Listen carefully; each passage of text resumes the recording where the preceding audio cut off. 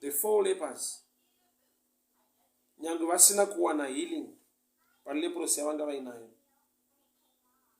vakapiwa a welcome back muguta ravanga vadzingwa because of the good news. The 4 lepers vanga vadzingwa muguta nekuda kwechirwere. Mwari paakaunza breakthrough, vakadzokera back to the same community. Havana kudzingwa, vakapiwa welcome mu same community. Pawakanzi haupinde hausvike, dai nhau dzakanaka, dai nyasha dzaMwari dzaputira upenyu hwako, panosvikika. Pawakanzi hautsike hausvike, nekuda kwenhau dzakanaka, nekuda kwenyasha dzaMwari, I assure you, newe uchashamisika uchipasvika uchipatsika. Nzvimbo dzekuti wega ukatarisa waigona kukonkluda wega kuti uko hakuendeki nemhando netype yangu nezera rangu nekugona kwangu nekusaziva kwangu, iyi nzvimbo haisvikika hapatsikike. There is the gospel of good news. Dzinoti kana dzakuputira, Mwari vaisa a sound, Mwari vaisa a blessing pamusoro peupenyu hwako. Even une leprosy, mu same city yaunga uri rejected, you can enter again. The 4 lepers vanga vakabuda muguta because of leprosy, asi vakapiwa welcome back nekuti vakadzoka vakatakura good news. Munhu ane chekudya munguva yenzara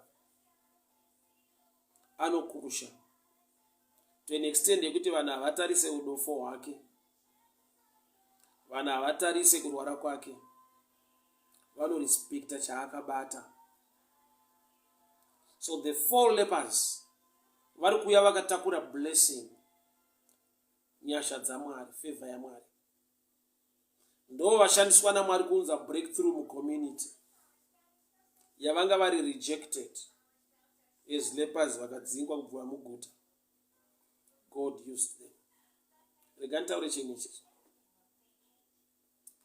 Unogona kuburitswa muzvinhu zvevanhu, asi hazvirevi kuti waburitswa mukuita kwaMwari nezvinhu zvaMwari. Remember, vanhu vari muSamaria, these are the people of Israel, the people of God. But vakadzinga varume 4 vakashandiswa naMwari wekwaIsraeri, ivo vadzingwa pakati pevana veIsraeri. Pavakasvika pamatende mukempi yemaSyrian soldiers, vakaona makazara. I'll read verse 8. The men who had leprosy reached the edge of the camp, entered one of the tents. They ate and drank and carried away silver, gold, clothes, and went off and hid them. They returned and entered another tent, took some things and hid them also. Then they said to each other, we are not doing right. Hatisikuita chinhu chakanaka.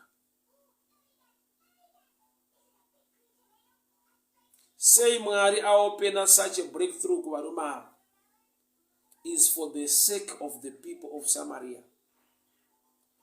Prophecy yakaitwa kare na Elisha kuti mangwana nenguva ino pachava neflower ichatengeswa pagedhi reSamaria. Tomorrow about this time pachava nebreakthrough neflower ichatengeswa pagedhi reSamaria. So prophecy yanga yakaitwa kare, that 2 Kings chapter 7. 2 Kings chapter 7 verse 1. Elisha said, hear the word of the Lord. This is what the Lord says. Tomorrow about this time, a seah of flour will sell for a shekel, and 2 seahs of barley for a shekel at the gate of Samaria. Mprofita wakaprofita kuwanikwa kwezvekudya pagedhi. The 4 lepers were not close to the prophet. Havana kubvira vanzwa even kunzwa the prophetic word. But ndo vakafamba a prophetic journey to bring the good news to Samaria. Profita Elisha akaprofita breakthrough kuti zvekudya zvichawanikwa pagedhi reSamaria.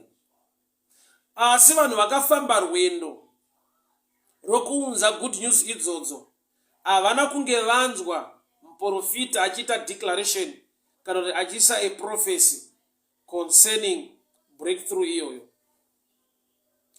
Aitova pedyo paakazvinzwa akaramba. Elisha akati uchazviona saungatya. The officer on whose arm the king was leaning said to the men of God, look, even if the Lord opened the floodgates of heaven, this will not happen.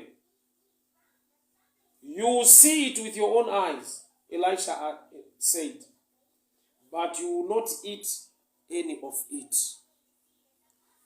Aiva pedyo akazviramba akati nyangwe Mwari vakavhura magedhi ekudenga hazviiti.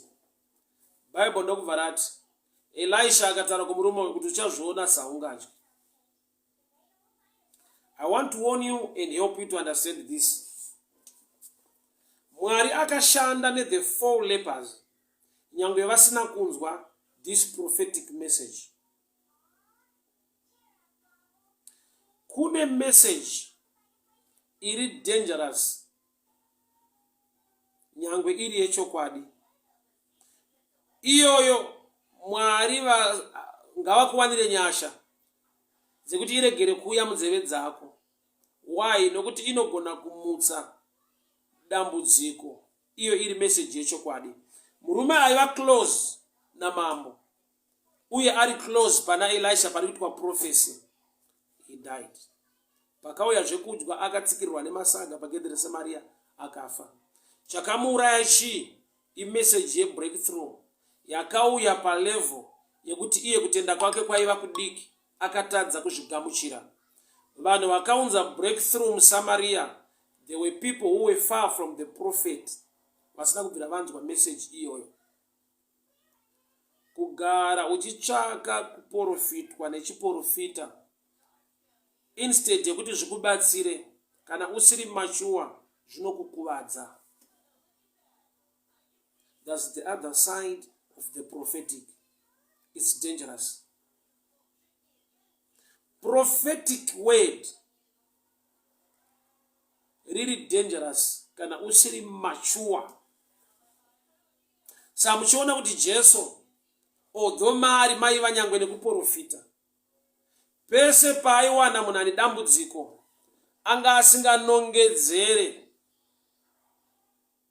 zvikonzero, aitaura a prophetic message in a healing without reasons ekuti sei munhu adai. Why? When you are not mature, pakaprofitwa kuti iwe akaita kuti uregere kuroorwa nditete vako vanonzi ningi vakadai, nyangwe waprofitwa zviri zvechokwadi, but nekuda kwezera rako mauri munomuka hasha kudarika kuregerera nokuti you are not mature. The nature of God is not in you. So instead yekuti prophecy ikubatsire, inomutsa hasha, yamutsa hasha, you become bitter. Wa bitter, wa create a platform inoblock a blessing. Bitterness and forgiveness i breeding ground inokonzera a blockage to the things of God. So vazhinji vedu chakavakuvadza i prophecy iri yechokwadi, but nokuti havasi mature palevel yekugamuchira nekuzvinzwisisa. Uyu murume andataura nezvake uyu. Elisha nyangwe akaprofita chokwadi, murume uyu wakafa nechokwadi. Chamuuraya chii? zera rake rekuzvigamuchira nekutenda ridiki, nekuda kwekuti shoko raMwari, the prophetic word, rinotaura zvinhu zviri padimension yeumwari kudarika all angles dziri scientific kana dzekuronga kwevanhu. I always tell people this. Mazuva andairwara neTB ndiri kudomboshava, dai pakauya munhu akandiprofita kuti aiwa baba muchasimba, muchava mutano, God will use you. You will travel to many nations preaching the gospel. Munhu iye ndaigona kunetsana naye, kana ndaigona kumutuka, kana kuridza tsamwa, kana kubva paari. Level yekurwara yandakatarisana nayo, chandaifunga mandiri rufu. So dai pakauya munhu ane prophetic message concerning zvandasangana nazvo muupenyu now nekuita kwaMwari, andaibvuma azviite. Thank God handina wandakasangana naye akataura.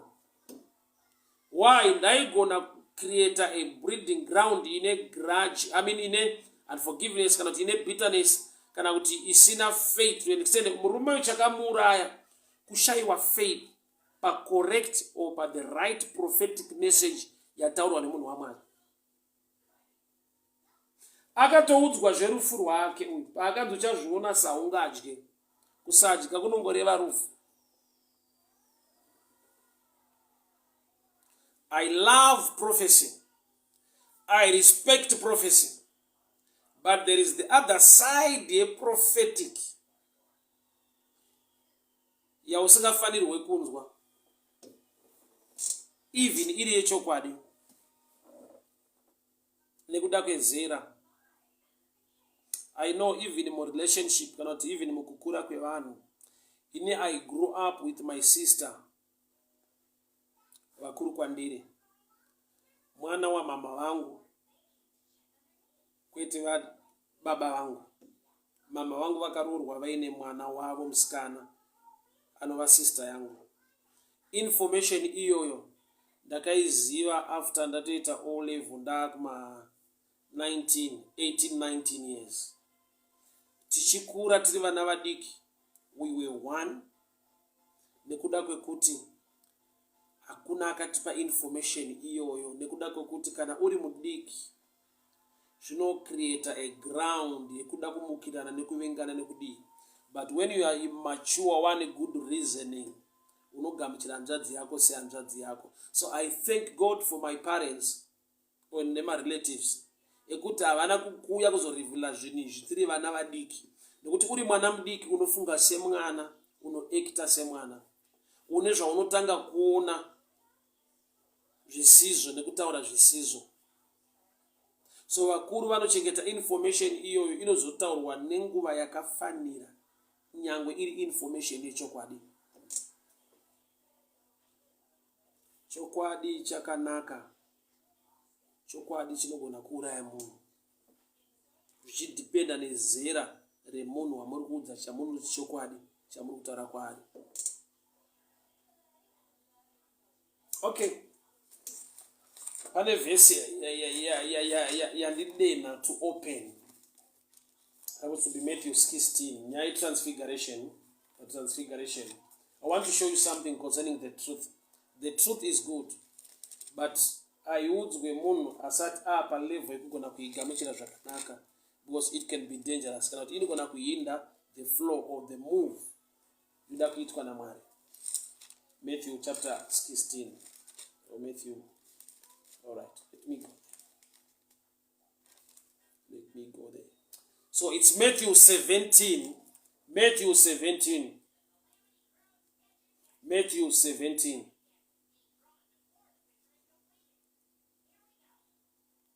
Matthew 17.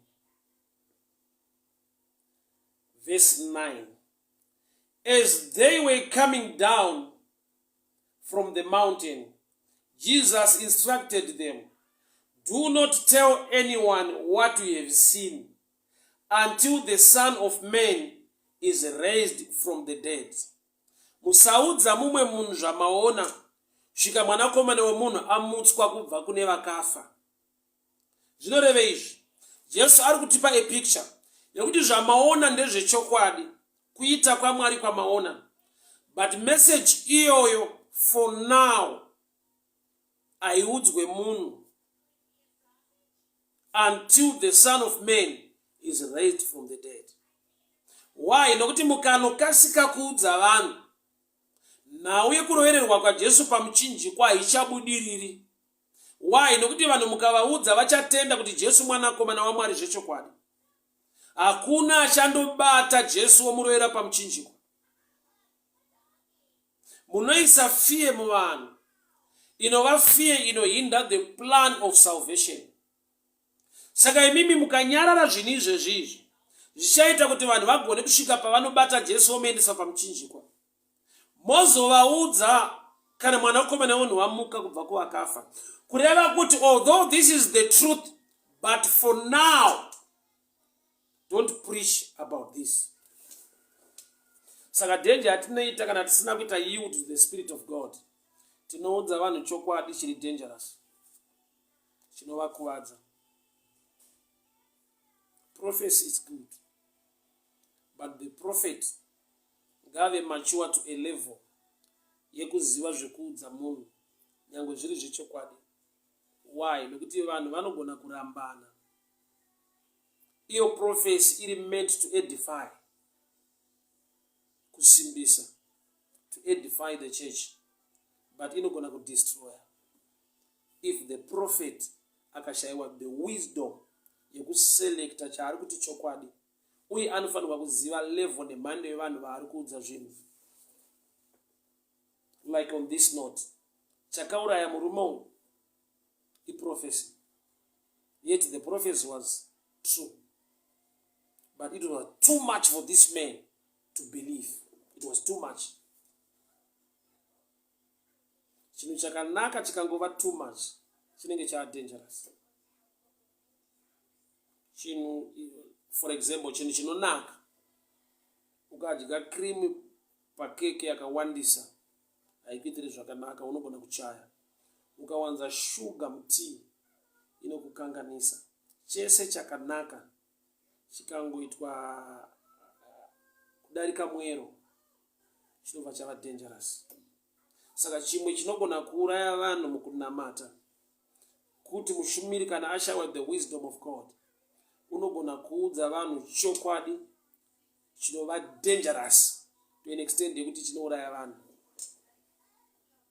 Chaitova chokwadi Elisha pakati mangwana pachange pane chikafu pano, but level of faith yemurume anga ari close yakamurambira, akaramba, akanzi uchazviona ungadye, murume akafa.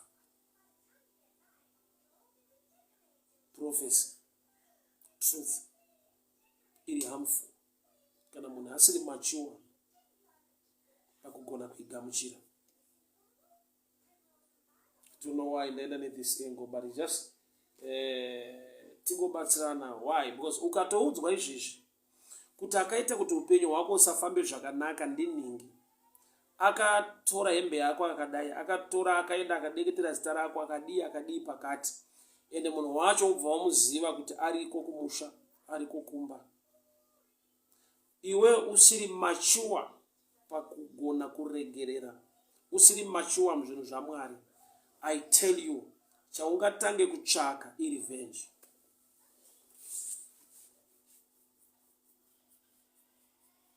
Can you imagine?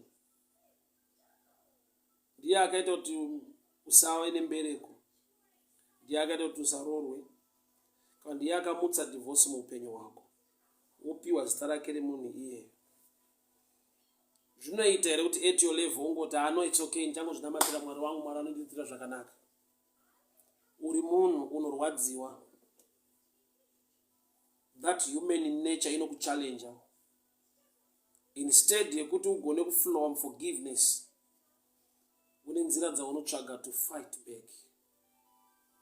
Saka wakaona kuti vhangeri back to sender riri so popular and common among people. Why? Rine chekuita nelevel yematurity nevanhu. Go back to sender, that's why iri common and iri popular, and vanhu vachiitsvaka nekuida. mwoyo yevanhu yakazara revenge kudarika forgiveness. Why? Because forgiveness is not the nature of man. It's the nature of God.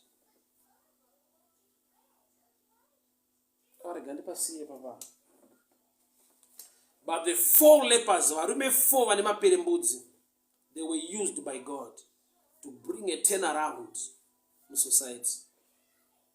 What am I saying? God can use you to bring a turnaround kumusha kwako. But chandoda kuti unamatire chidyarike mauri, a heart to forgive. Mwari vane munana waruda kuita for you to become a blessing to your family, to your society, to your community. But it takes forgiveness kuti ive part and parcel of your lifestyle as a believer. Mwari kuti vakutrust nezvinhu zve-community. Community ndo mune ma-enemies ako. Panotoda the nature of God, a heart to forgive. Saka wakona kuti varume ava vakambotora zvinhu vachiviga, vakatora zvinhu vachiviga. Mumwe ndokubva ati zvatiri kuita hazvina kunaka. Why? Because this is the day of good news. Panoti good news, panoti gospel. Kuda kuti ari kusa zvinhu izvi ndezvenyasha uma. Tingaviga tikadii nokuti tazviwana. But hazvina kuuya ne-effort yedu. Look at us, we are still lepers. Indava army yatiza. Obvious. It's all about the grace of God.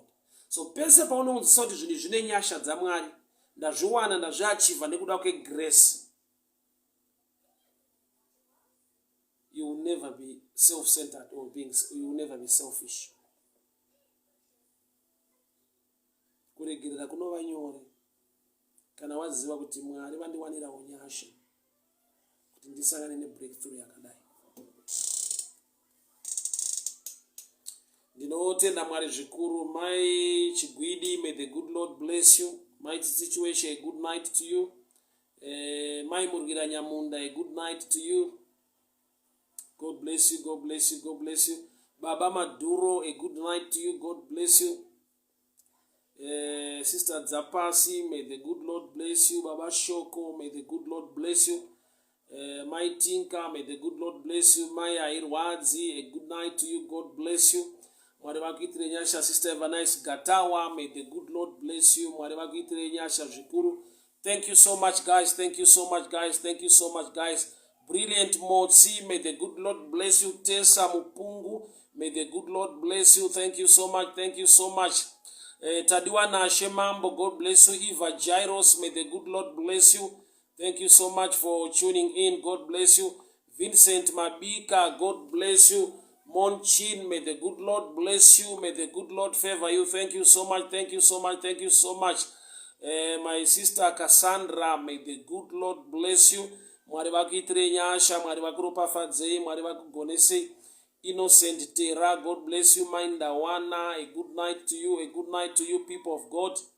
Lydia Jangara, God bless you. God bless you. God bless you. Baba na mai Mugadza, mwari vakitire nyasha zvikuru. My Miriam Chigwidi, God bless you. Su Chigorimbo, how are you doing, my sister? I hope I find you. May the good Lord bless you. Mwari vakitire nyasha, mwari vakuropafadze. Mfundisi Christian Shoko, pakadiko pa Rustenburg. I hope I find you. God bless you. God bless you. God bless you. Ropafadzwa yama dzangu. Effort Bako, God bless you. Patson Kunze, God bless you. Itirwa nyasha, mwari vakuropafadze. Maito Mana, Kudzai Mudavanu. Obed Alfred, God bless you, God bless you, God bless you. Baba na mai Maduro, mwari vakitire nyasha zvikuru. Thank you so much. Samantha and Love, God bless you, God bless you. Baba Shoko, mwari vakitire nyasha, mwari vakuropafadze. Thank you so much, guys. Murare munyasha, mwari vakuropafadze, mwari vakuchengetei. May God use you to bring a turnaround kumuri kwako. Usatarise zvauri. Nokuti pauri ndo paanoda kutaura mbiri yake nekukudzwa kwake Mwari. Muleprosi idzodzo, mukubroka, mukushaya hama imomo, he can still use you to bring a turnaround mucommunity yakakurejecta. Iva ne a heart to forgive. Mwari vakutore as a vessel to use kuti uunze a turnaround mucommunity yaunobva, kumusha kwaunobva, mukati mehama dzako. Kazhinji mandu dzedu dziri pakati pehama dzedu, but iva nemwoyo wekugona kuregerera. Ucreate a ground yekuti Mwari vakushandise to bring a turn around mucommunity, musociety yakakurejecta. May the good Lord bless you. May the good Lord favor you. Obede Alfred, God bless you, God bless you. How's Mozambique? I hope I find you. God bless you. So hama dzangu murari munyasha, Mwari vakuchengetei, Mwari vakugonesei. Thank you so much. Thank you so much for tuning in. Remember, it's all about the grace of God. Dzinongova nyasha dzaMwari. Uri rejected kudaro, vanhu ndo vakurejecta kwete Mwari.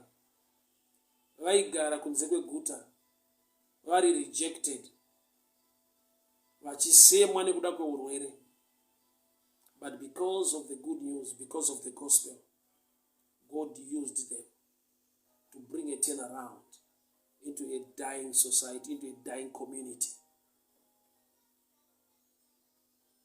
Mwari ngavashande newe kuunza shanduko, kuunza turnaround munyika yekwako, kudzinza rekwako, pakati pehama dzako. God bless you. Bye bye. Amen and amen.